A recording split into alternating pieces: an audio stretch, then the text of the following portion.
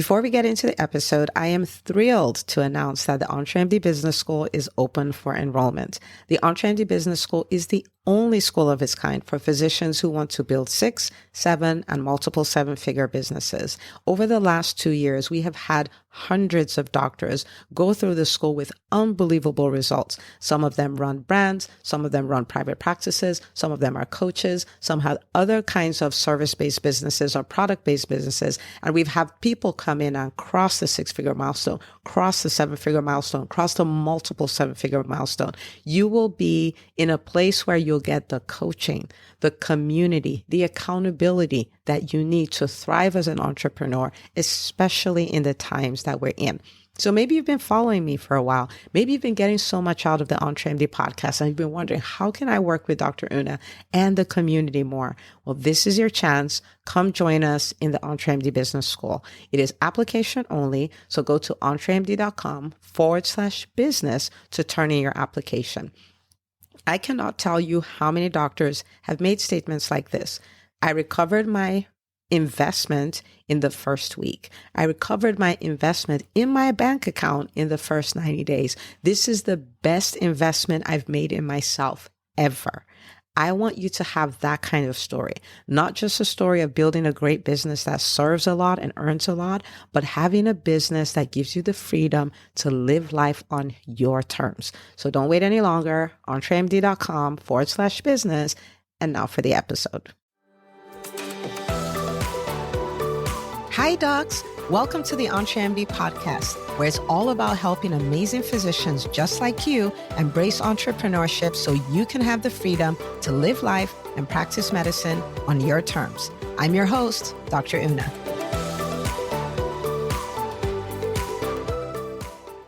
Well, hello, everybody. Welcome back to another episode of the EntreMD podcast.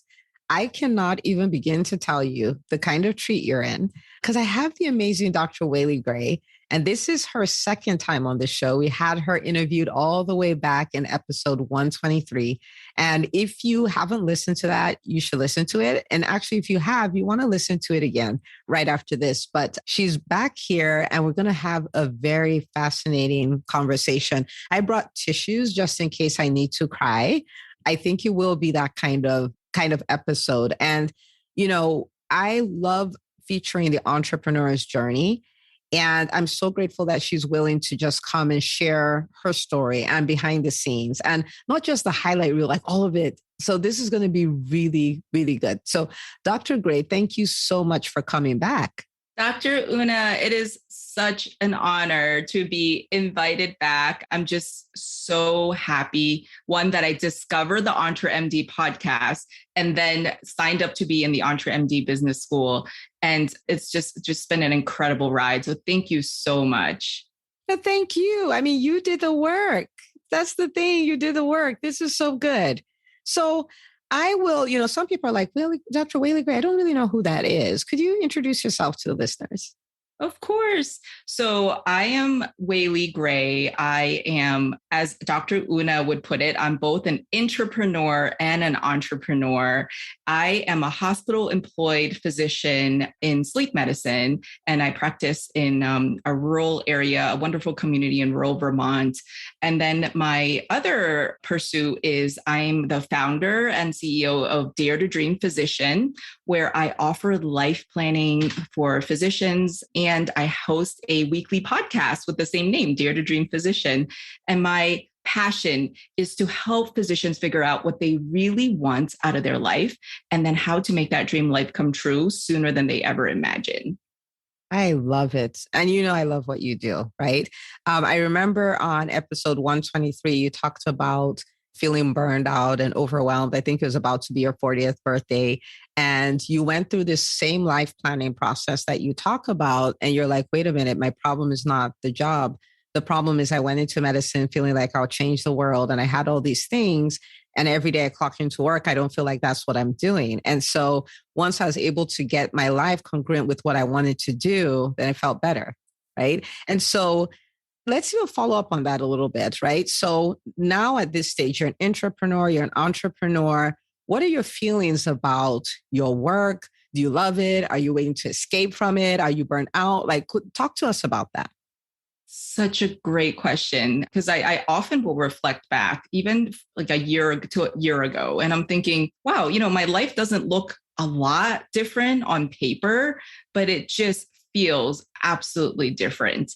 And it's both at work. So I'm still in the same job that I was in, but it just feels so like I'm excited to go to work every day. I'm also just more comfortable to speak up at work. I used to, and I'll share a little bit more about this. I used to be someone who just like would freeze speaking, and one-on-one with patients, fine, one-on-one with people, fine. But if it's like a group of more than 3 people, I didn't even know how to catch my words. Like I would freeze up, and I don't feel that way anymore. I just feel just more comfortable speaking up and asking for things, advocating for myself and advocating for others.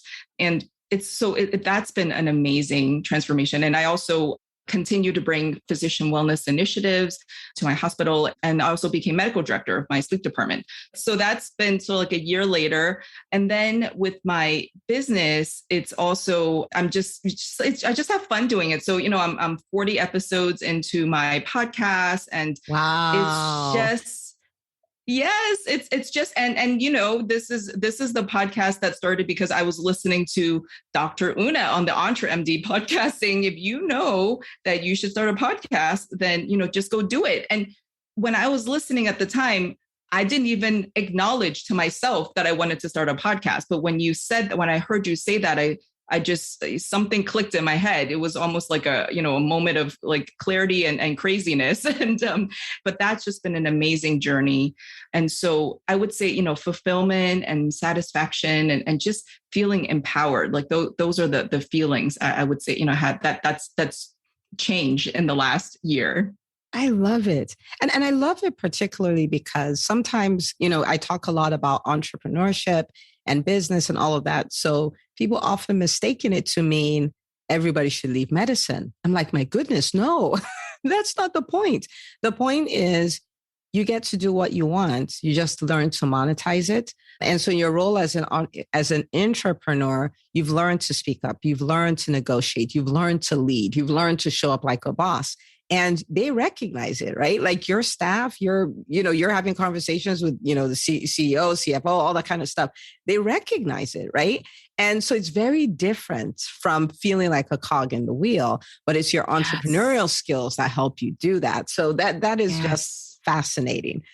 I know someone is listening, and just before we got on here, it dawned on me, like, wait a minute, this is your anniversary. You've been in the EntreMD Business School for a year.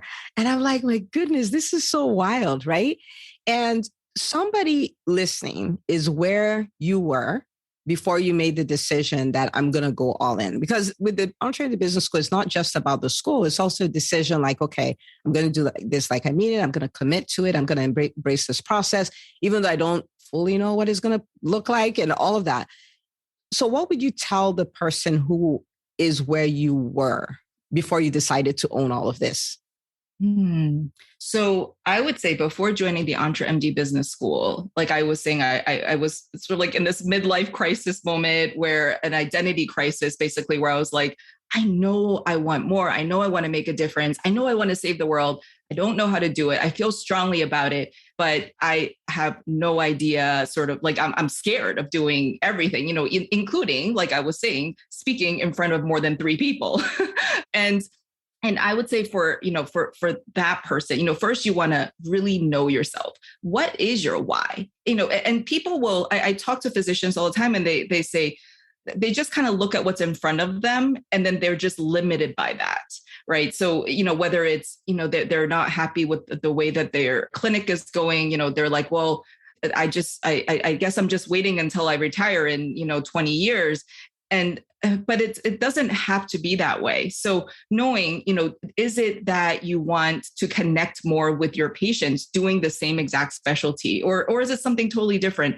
But once you know your why, like, wow, this is my vision, this is my dream for my life and what I could achieve, then you don't have to know the how. And this is where the EntreMD Business School comes in. So I was just like really fired up listening to the podcast, I was binging on the podcast and was, listening. And then I thought, okay, this is a no-brainer. I'm just gonna sign up.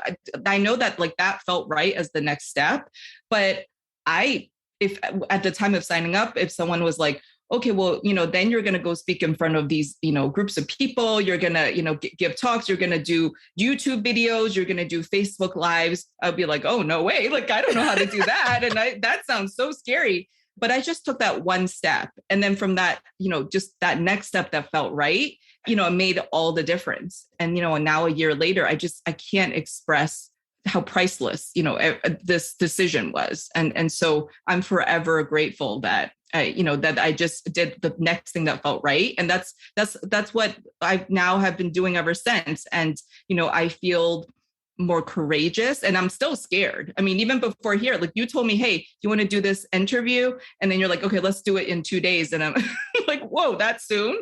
But I said yes, because I'm not going to say no for an opportunity to speak on your amazing podcast. And so it's just it's a change in attitude. It's a change in really, my way of living. I love it. So first of all, you say, find out your why, find out what your dream is, what your vision is, right? And figure that out. You don't have to know the how. And I think that, in the entrepreneurial world, in the real world, that's the way it works, right? Jeff Bezos had no idea he would end up with the Amazon he has now, right? Like, that's not the way it works. When Elon Musk started with PayPal, I don't think he knew he would be trying to take people to Mars. So it's kind of like you start from where you are, make a decision, own something, own your dream, and then start looking for how can we then make this work, right? And even in the how, you may not know everything, but if you know the next step, you take that, right? And that's the theme, so that's beautiful that you said that. I hope everybody got it. Now, the reason why, this is for you, the listener, the reason why I reached out to Dr. WeilI, I was like, I need to get you on this podcast, is because there was something she talked about doing, and it was something that was scary for her. And she gave the most beautiful debrief on her process of getting it done. And I'm able to look at it and say, okay, even though she's talking about overcoming a fear here, this fear applies whether you want to launch a business, you want to make a decision to launch a business, you want to scale your business, whether you're deciding, okay, this is the year I hit 7 figures, or this is the year I hit multiple 7 figures or 8 figures, whether it's your decision to hire a team, whatever that decision is, and there's fear in your way, I really need you to pay close attention to this, because this is the process. Okay. All right. So Dr. WeilI Gray, talk to us about what this thing was. All right. The fears you felt around it, and then what you did. Yeah. So, being in the EntreMD business school, I see so many of my classmates kind of overcoming their fears and just doing things. So one of the things I've always admired about my classmates, and, I'm going to shout out some of them, like Dr. Mitra Ayazafar is one of them. She does a Facebook Live every Monday at 8 a.m. for her private practice. And that was like the scariest thing for her, but she just did it. And she started doing it every week. And I look at her doing that because I am also someone who was thinking Facebook Lives. Oh no, that's like the last thing I want to do. I'd rather do like anything else in the world that's dreadful except for a Facebook Live. But as I'm sort of just sitting there and absorbing and observing almost unconsciously, it almost like builds my own courage. So something happened about 2 months ago where I became really interested in a topic. So I shared before that I am a sleep physician, and I became very interested in this intersection of ADHD and sleep. And this is like a completely new topic for me. So I started, researching and reading more just about ADHD and what that's like. And then it's because I'm a sleep physician, I'm like, oh, wow, like I need to start applying this in my work as a physician, because I haven't been as helpful as I think I can be in this. So it's basically a new interest that sort of intersected with what I already know. And as part of that journey, I joined some Facebook groups. In one of the groups, people would like pose questions about, some of the sleep struggles that they have living with ADHD. And so like just one day out of the blue, I just answered, because I'm like, I'm a sleep physician and I don't know too much about this, but I can tell you this part. So some people will like responded. And then one of the group admins just mentioned, oh, wow, there's a sleep physician in the group. I didn't know that. That's great. And so I just because I knew this is a topic that I was interested in, I just replied and said, well, I mean, I'm happy to give a talk to this group. And by the way, I like, just looking back, I just joined this group, like maybe a few weeks ago, and I there are no talks. Like, this is not part of what they usually do in the group, but I just thought, well, the best way to learn something is to give a talk on it, which is a crazy thing. Because this is, again, I told Dr. Una before, like before signing up for EBS, I was done with talks. I had graduated in medical school and residency and fellowship, and I had to do talks for that. But, who would actually volunteer to do a talk? But that's a different, that's a growth, definitely a growth checklist there. But so I just asked, and then they're like, oh yeah, that would be great. That I think, people were surprised that I would even offer something like this. And then I immediately did another post and said, okay, I'm going to prepare for a talk for this group. And this was like a few minutes later, I'm going to do a talk for this group. What kind of questions do you guys have about sleep? And so many people replied. I was really surprised, at the level of engagement, and people would just tell me like, okay, this is what maybe I have a patient suffering from, or this is what I'm suffering from, a family member suffering from, or, or this is what I've seen other sleep doctors do. Like, is this what you guys usually do? And I probably got at least 20 questions or topics from that. And then so I'm going to interrupt you and ask, because someone is saying like, wow, she's so brave. Right. So when you were offering to do the talk, was there fear there, or you were like, no, this is exactly how I roll? Like, and if there was, what made you still offer to do it? Of course there was fear. I was like, I've never done this before. I haven't. And I've never given a talk to a fairly large Facebook group of, there was probably like 800 physicians in this group. And also they're physicians. So they're all like experts, right? There are people who are like experts in this field, and, people who have specialties that I would love to know more about too. So, but I'm like thinking to myself, but I am a sleep physician. And, someone here expressed that, wow, it's great to have a sleep physician in the group. And I'm like, I know sleep, that, and it's Dr. Una that helped me realize that all of us have a zone of genius, even though as physicians, we always, we tend to have imposter syndrome. We're always like, oh, even though we're board certified in this, like we still don't feel like we know enough. I mean, that's all true. That's a good attitude. You want to be curious and you want to be a lifelong learner. But at the same time, I see patients every day and I talk to them every day about their sleep. So I've sort of just come to embrace that this is my zone of genius. So even though there may be people here who are experts in all these other fields and maybe other sleep experts too, I'm just going to, talk about what I know. And so even though I've never actually done a Facebook Live or a talk in front of a large Facebook group before, I just thought, why not? And I got to say, it helps that every week I see my EntreMD classmates, do their scary thing. Because I'm like, oh, there's Dr. Yazafar, doing her Facebook Live.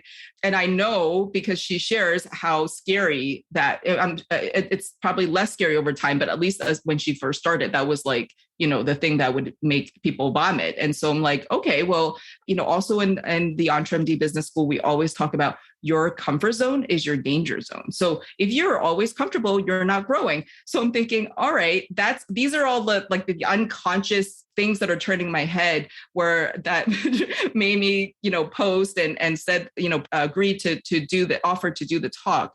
But yeah, it's almost, I didn't even have to think about it. It was almost like an unconscious decision. I love it. Okay. Comfort zone is the danger zone. So stay away from it. When you find uncomfortable things, embrace it. Got it. I love it. So you did this post and you got all this feedback, which for everyone listening, this is a brilliant thing, right? If you're going to do a talk, the whole idea behind a talk is you want to serve, you want to answer questions that people are actually answering. You want to go in the conversations they're having in their head. So that's like a super brilliant thing you did asking them, because then your talk is relevant, right? And they're just like, oh my goodness, she gets me, right? Which is what you want. So that's brilliant. So you did the post and then what happens? So I did the post and people would ask, oh, when is the talk? Is it going to be recorded? Like I want to get in on this. I want to hear this, even if they didn't have a specific question. And so I was like, oh, wow, and so I just was looking for people's replies over the next few days. And then I Then I thought, well, people want to know when it is. And, I'm also just asking, because I before I post, before like offering a date, I made sure to speak with the or DM the admin, and you just make sure like, okay, this is what people are asking now. And, I would love to do this. In fact, I even said, I have enough questions to do like 4 or 5 talks. So, I'll just start with one because it's not going to cover all of this, all of the questions. And so they were on board. So once they were on board and had, I just looked at my calendar and I said, well, this is not going to get any less scary if I wait too long.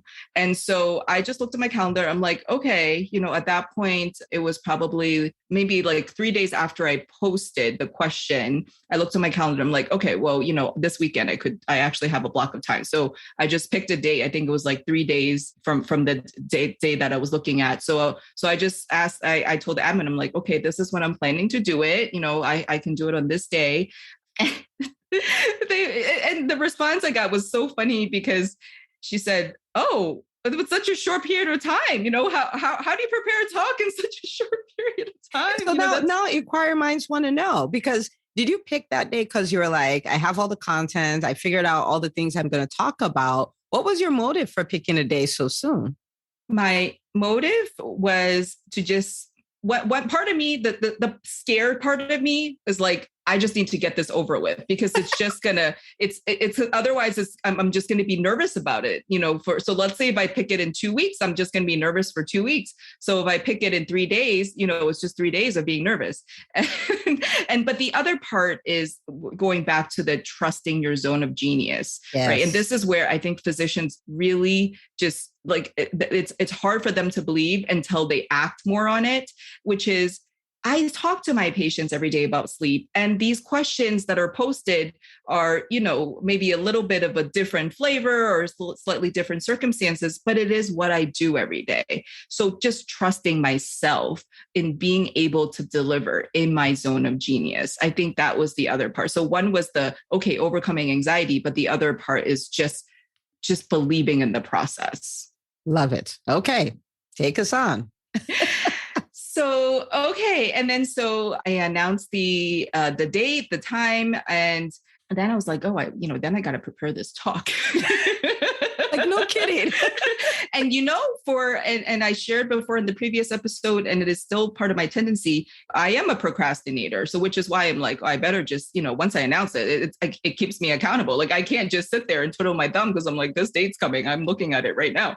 And so I just started, actually, one thing I did was I copy and pasted just the questions, so no identifying information. I just put it into a Word document so that and then I'm separating, because, there are all sorts of different questions about sleep. So I'm like, well, this is for insomnia, this is maybe for sleep apnea. And so I just separated by categories. And then I just started organizing a talk. So I did research. So I did a literature search on PubMed and, sort of look, because some of the things, like I said, even though I'm an expert in sleep, this new area is something I'm really interested in. So it was fascinating. So then I get to do my literature search and read, and I just started doing my outline. And in fact, it was I did it the day before the talk. And so I was reading more articles and then doing my outline, and then the day of the talk. And I just... I told my kids, I'm like, I got to do a live talk. Oh, the other part was the tech.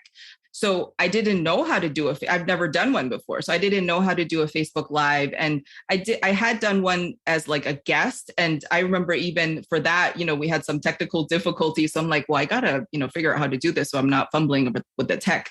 So I did an announcement post to the group. So I did a 2-minute Facebook Live, which, by the way, hitting the go live button was really, really scary because because I'm like, oh, wow, I actually have to talk now. Because I've done a lot of, recordings. I've even recorded for virtual talks, but it's different. It's a different feeling when you go live, which, by the way, was why I picked the live format, because I could have picked a recorded format or another format. But I'm like, you know what? One, this will help me grow as a person if I am able to do a live talk. And the other is I don't have to worry about, I don't have to re-record it like 10 different times, trying to make it perfect. It's in real time and it's one and done. So you're just embracing all the fears. You're like, where is the fear? Where's the discomfort? Oh, there you are. Let's do it. So So then the day of, I just told my kids, okay, I'm going to do this live presentation. Don't use up the bandwidth. So don't use the internet, and go downstairs so that the mic is not going to pick up your noise. And then I just hit live and I did. I mean, I could have prepared like a few more hours, but the thing is, I mean, the talk was, I did a 1 hour long talk, and, it wasn't a 2 or 3 hour talk because, even if I had prepared more, I wouldn't have had time to deliver it in the talk. So it was wonderful. It was scary the whole time, but it was a good scary. That's what EBS teaches me is, being scared is good. Oh man, what a beautiful reframe, right? Like now you can embrace scary things. It was scary, but it was a good scary.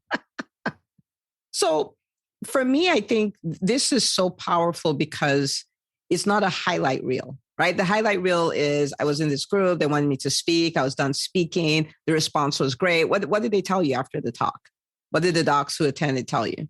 So that was the other thing that, of course, offering to do the talk, I had doubts. I'm like, who actually wants to hear me talk? And even though people replied and said they were interested, I'm like, yeah, right. Like when I actually do it, like they're not going to want to listen. And then I'm like, maybe they just expect to hear a 15-minute talk, but an hour, that's like really long. So, and so during the live, and this is something that I learned, first of all, in EBS, like every Wednesday, we have our, live session. And I mean, those comments are like so positive. Like, you think you're like in this group of like 100 other cheerleaders and everyone's like, yeah, like you just say like, hello. And everyone's like, hi, like, wow, so I knew to temper my expectations because I wasn't going to be like that. But still, like people would, so during the live, there were some very helpful comments. And one, I was just like, wow, someone's actually listening. This is great. And then afterwards, the replay is available. Once you do a Facebook Live, it's just in there. And then so people would write back. They're like, wow, that was a fantastic talk. And you could see where the timestamp was. I'm like, oh, they're actually at like the hour. That's pretty amazing. Wow. And then there were tons of people who didn't even comment, who, I happened to have some interaction with the following week, who was like, oh, I listened to your talk. It was great. And I'm like, oh, I didn't even know they listened because they didn't comment. They didn't write anything. So it's the impact is part of it is not going to be known, but just hanging on to, some of what people, and I was open to feedback too. At the end, part of my call to action, I was like, well, I love to give more talks, give me some feedback and, let me know your interest and, give me more questions. So it was scary to even think like, how are people going to receive me? But I would say, and just having done, scary things in EBS, including giving talks, not necessarily a Facebook Live, but, like grand rounds and presentations at conferences, it is always so scary to hit publish or to hit send, but the feedback is always so worth it. I love that. And thank you for validating that, right? To hit publish, to hit go live, to hit send, whatever it is, usually it's scary. And it doesn't go away. And look at all the things you did, and you did all of it scared. And the next time you pick something else, you'd probably be scared too. People tell me you're so confident. I'm like, I have done everything scared, like every single thing. And it's okay. That's just the way it is. We just don't let our fears stop us anymore. And I think in EBS, we have a way of putting it. We say, I didn't die, right? I did a Facebook Live. I didn't die. I hired the person. I didn't die. You know what I mean? I didn't die. Exactly. I asked somebody, my Dream 100, I want to be on your podcast. I didn't die. Actually, they said yes. So it's kind of like, just do it. It's fine. And I would add that that's the immediate response, right? Like, I did this scary thing and I didn't die. And I would say that usually if you ask the same person a week later or 2 weeks later or a month later or a year later, not only did they not die, but they grew. Yes. And they're happier, they're more fulfilled. And it doesn't necessarily mean that thing succeeded, but even if it failed, you learn something from it. And so that's the amazing thing about this whole entrepreneurship journey that you're teaching us, Dr. Una. I love it. And that's part of why we're like the biggest reward for being an entrepreneur is not the revenue. You will hit the revenue, but it's not the revenue. The biggest reward is the person you become. And yes. I heard someone say, he was like, I've worked on my mind. I love the way I think. And I was like, that's odd that somebody would say that. This is me years ago, right? And Now I'm like, I know why he said that. That's the product of a lot of personal development. And you're like, I love who I am now. I love the way I think, right? Like imagine not being scared of fear, but embracing fear. Like that right there is just like, woo, like there's so much anxiety you don't have to deal with because the fear is just, you're just like, yeah, that's just an invitation to stop. And I usually don't take it. You know what I mean? Like, that's what you reduce the fear to. So that is so good. And for everyone listening, you could be starting, you could be all the way up there and fear will always show up. And I hope you're able to pull from this, that thing to take the next scary thing, say yes to it. Next scary thing, say yes to it and come out on the other side. And you're like, wow, I didn't die. Right. And you take it a step further, like Dr. Gray says, but I grew.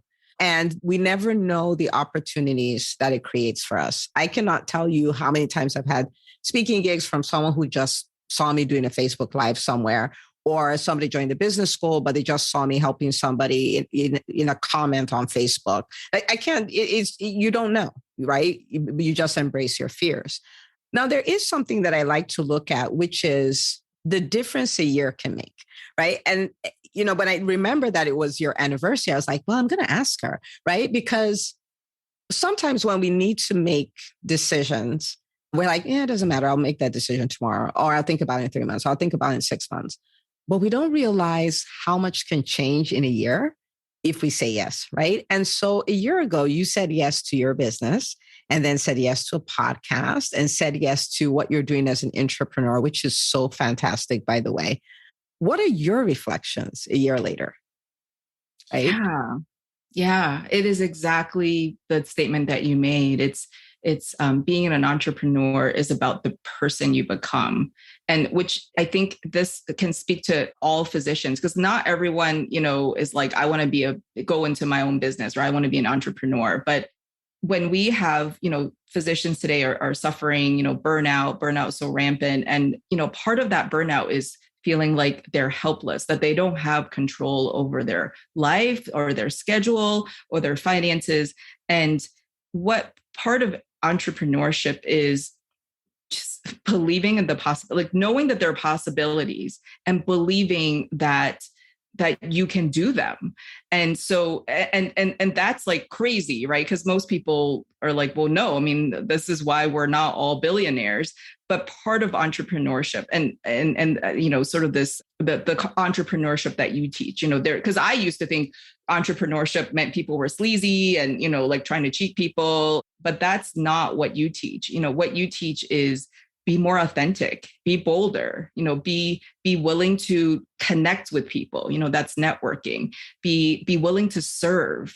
And I mean, that comes very naturally to physicians, but all the other skills that go along with it. And then when you serve, you also if you give a talk, if you help somebody, don't forget to do your call to action, right? Because, whether that's just connecting with them more or, asking for other opportunities. And so a year after EBS, I would say I'm just more comfortable in my skin. I'm more comfortable being myself. I'm more confident in myself. And I'm not afraid of uncertainty, which is like amazing. Because, for the previous 40 years of my life, most of us kind of as human nature, just, we want stability, we want security, and those things are good. But if you can have, if you can have an sort of the basic level to meet your human needs, and then after that, be willing to take more risk, it will be an amazing return on investment in your life. And it could come in the form of revenue, but it also just comes in the form of personal fulfillment and satisfaction. I love it. If I were to ask the same question to your colleagues at work or your bosses at work and your spouse, what would they say? What would they say about Dr. WeilI a year ago and Dr. WeilI now? I'm curious because sometimes they will tell you. Yeah.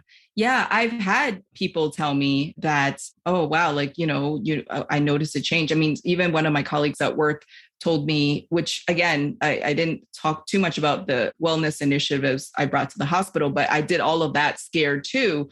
And I had recently had a colleague tell me, wow, because you did that, it made like a huge transformation in my life. So there's that, just people like, just by doing things that I believe in. And then some, like most of the time, you're not even going to know the impact, like I was saying before, but then every once in a while you get a glimpse like, oh, wow, because you put yourself on a limb and did this scary thing, like it changed me too.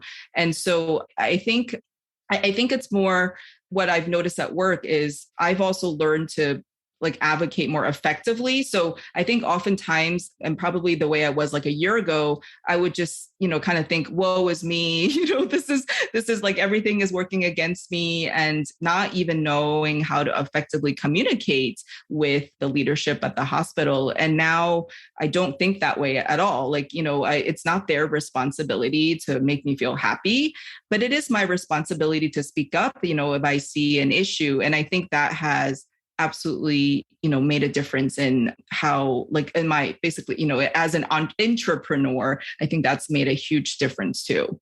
That's amazing. So amazing. And I want to say, especially, I think I say this more now that I recognize the impact of it even more. I want to say thank you for being an example of what is possible, right? Because in the physician community, there are a lot of people who are doing things, who are advocating, who are becoming leaders, entrepreneurs in the space and all of that. But when you look at the ratios, the ratios at this point are really small. And so somebody may be going through something as a physician and they're like, well, this is the way it's supposed to be, because there's no example of something different. And so here you are in a hospital. We didn't even get to talk about that piece, but you're driving, wellness initiatives, you're advocating for yourself, you're advocating for a scribe, you're doing all these other things. And what you're doing is showing other people it doesn't have to be that way. You can love medicine. And I think I saw a post where you wrote about it and you're like, I actually love what I do. Like I love it more now, right? Yeah. And so for that ability to look back and say, I love medicine. I love my job. I love what I'm doing. And, in the meantime, you're podcasting, you're life planning, you're doing all the other stuff, but you just have this whole rich experience that shows other people this is possible, And so thank you. Thank you for doing that. Now people are like, where do we find out more? I want to follow her on social media. I want to listen to her podcast. Where do people find you? Yeah, well, since we are on a podcast platform right now, you can type in Dare to Dream Physician Podcast, and I am, on all the podcast apps. So subscribe to that. I would love to have you listen every week and help you discover possibilities, look at the possibilities, discover what your dreams are, and help you live your dream life sooner than you expected. And I'm all over social media, Dare to Dream Physician on Facebook, LinkedIn. You can also just look up my name, WeilI Gray, MD, in LinkedIn. So happy to connect with everybody, and always happy to be on the Entre MD podcast. What an amazing honor, because this is so much gold. I mean, I tell Dr. Una all the time, like, this is liquid gold, aerosolized gold, like just this, she just gives away all this for free, which is an amazing service. And so keep listening, keep getting your dose of MBA every, it's not even an MBA, it's better than an MBA, because an MBA is more like just a piece of paper and, more classes. This is mindset, inspiration, go out and do something, education, which is even better. And of course, Dr. Una's book, The Entre MD Method, that's the $16 MBA. So you just go get that and share that with your physician colleagues. Oh, thank you. Thank you. Thank you. All right, people, go find her, go listen to her podcast. You've heard her. She's just phenomenal and amazing. And this just happened because of one Facebook post. I was like, I'm sorry, we need to come and talk about this. Thank you for sharing all that. Thank you for being vulnerable, like, taking the curtain and letting us look behind the scenes. Truly appreciate that. And for everyone listening, I will see you on the next episode of the Entre MD podcast. Hey, if you love listening to the Entre MD podcast, I want to invite you to join Entre MD On Demand. It is my signature subscription program that gives you access to a library of business courses designed to help you do one thing as a physician entrepreneur, and that is to thrive. Just head out to entremd.com/on demand, and I'd love to have you join us. See you on the inside.